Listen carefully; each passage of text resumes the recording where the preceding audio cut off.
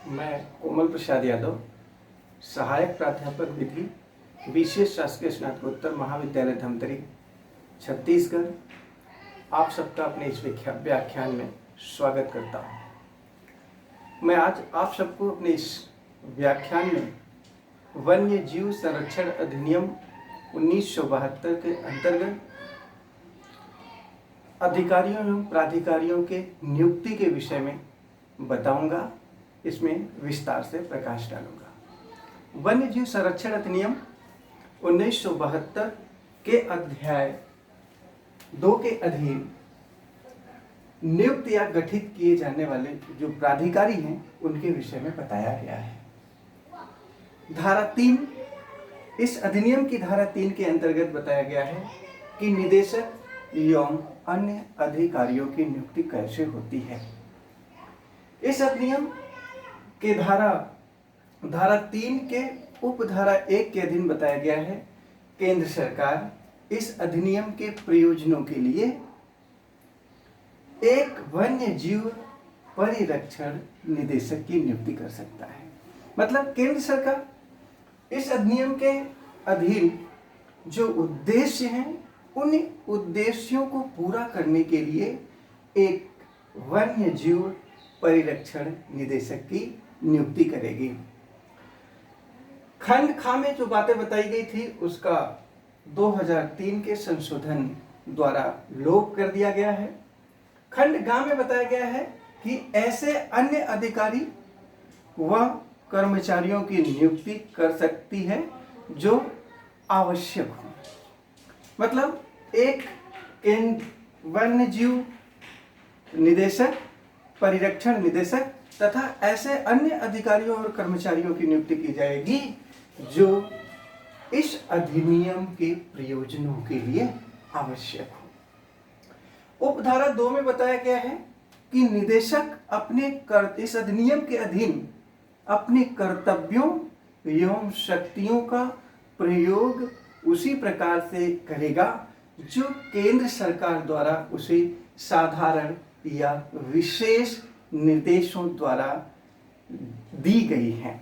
मतलब केंद्र सरकार के आदेशों और निर्देशों के अधीन रहते हुए निदेशक अपने कर्तव्यों का पालन और शक्तियों का प्रयोग कर सकता है।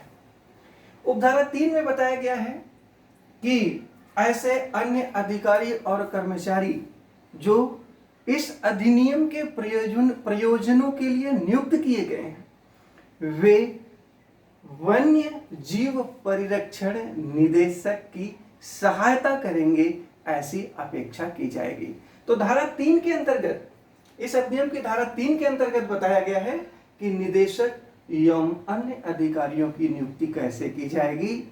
निदेशक की नियुक्ति एवं अन्य अधिकारियों की नियुक्ति इस अधिनियम को सुचारू रूप से प्रभावी लागू किए जाने के लिए केंद्र सरकार करती है। एक वन्य जीव परिरक्षण निदेशक तथा ऐसे अन्य अधिकारी और कर्मचारी जो इस अधिनियम के प्रयोजनों हेतु आवश्यक हों, ऐसे अधिकारियों और कर्मचारियों की नियुक्ति कर सकती है। निदेशक के कर्तव्यों के बारे में बताया गया है उपधारा 2 में, और उपधारा 3 के अंतर्गत बताया गया है कि ऐसे अधिकारी और कर्मचारी जिनको कि इस अधिनियम के अधीन नियुक्त किया जा रहा है वे वन्य जीव परिरक्षण निदेशक जो हैं उनकी सहायता करेंगे, ऐसा अपेक्षा की गई है। अब मैं आप सबको इसी अधिनियम की धारा 4 के अंतर्गत मुख्य वन्य जीव संरक्षक और ऐसे अन्य अधिकारियों की नियुक्ति के बारे में बताऊंगा। मुख्य वन्य जीव संरक्षक और अन्य अधिकारियों की नियुक्ति धारा 4 के उपधारा 1 में बताया गया है कि राज्य सरकार इस अधिनियम के प्रयोजनों के लिए, मतलब इस अधिनियम के प्रयोजनों हेतु राज्य सरकार एक मुख्य वन्य जीव संरक्षक की नियुक्ति करेगी। एक मुख्य वन्य जीव संरक्षक उपधारा 1 के खंड क के अधीन नियुक्त किया जाएगा। उपधारा 1 के खंड खा में बताया गया है कि वन्य जीव संरक्षक, और खा में बताया गया है कि अवैतनिक वन्य जीव संरक्षकों की भी नियुक्ति की जाएगी।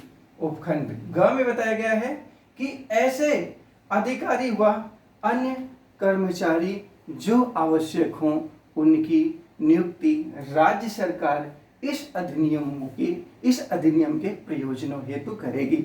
मतलब इस अधिनियम को सुचारू रूप से चलाए जाने के लिए, प्रभावी क्रियान्वयन के लिए एक मुख्य वन्य जीव संरक्षक की नियुक्ति की जाएगी, और वन्य जीव संरक्षक तथा ऐसे अवैतनिक वन्य जीव संरक्षक और ऐसे अन्य अधिकारी और कर्मचारी जो आवश्यक हों उनकी नियुक्ति राज्य सरकार करेगी।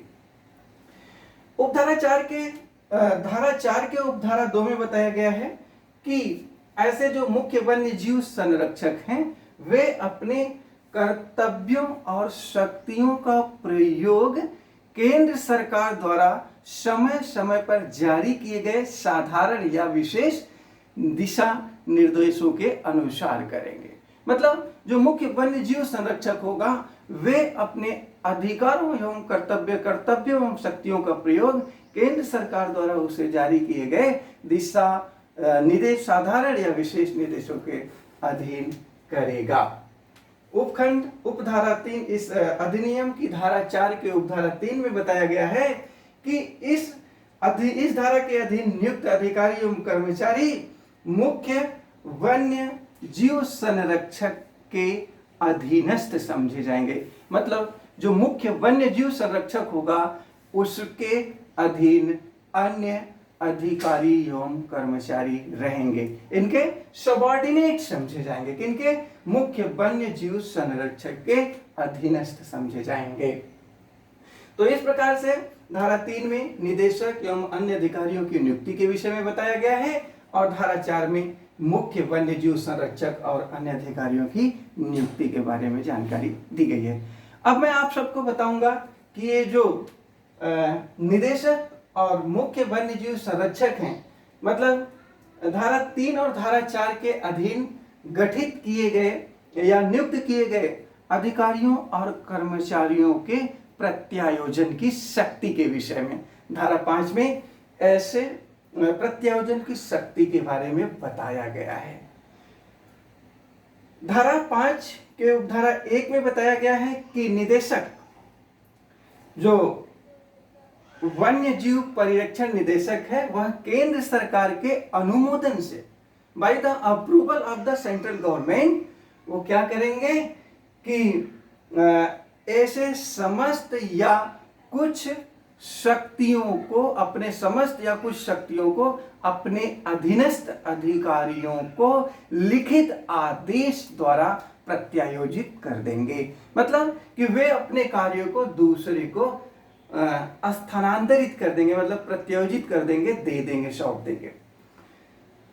ऐसा वे तभी कर सकते हैं जब उसके लिए केंद्र सरकार का अनुमोदन लिया गया हो, और लिखित आदेश के द्वारा ही किया जा सकता है।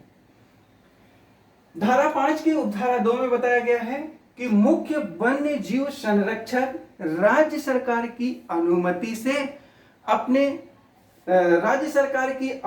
से धारा 11 की उपधारा 1 के खंड का के सिवाय, मतलब इस धारा 11 के उपधारा 1 के खंड का में बताए गए उपबंधों को छोड़कर, मतलब कि इस धारा के अंत धारा 11 के उपधारा 1 के खंड का में जो बातें बताई गई हैं, जो शक्तियां दी गई हैं, उनको मुख्य वन्य जीव संरक्षक प्रत्यायोजित नहीं कर सकता है। उन शक्तियों को छोड़ करके वे अपने अन्य समस्त शक्तियों को अपने अधीनस्थ अधिकारियों और कर्मचारियों को प्रत्यायोजित कर सकते हैं।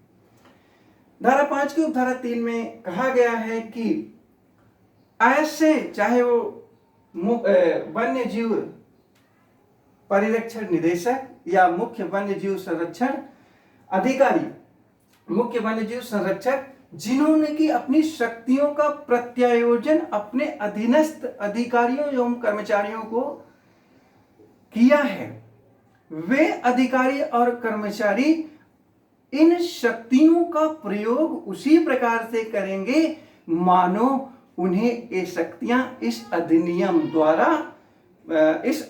द्वारा प्रदत्त की गई है। मतलब प्रत्यायोजित की गई शक्तियों का प्रयोग समस्त अधीनस्थ अधिकारी एवं कर्मचारी उसी प्रकार से करेंगे मानो कि वे शक्तियां उन्हें इस अधिनियम के द्वारा प्रत्यायोजित की गई है।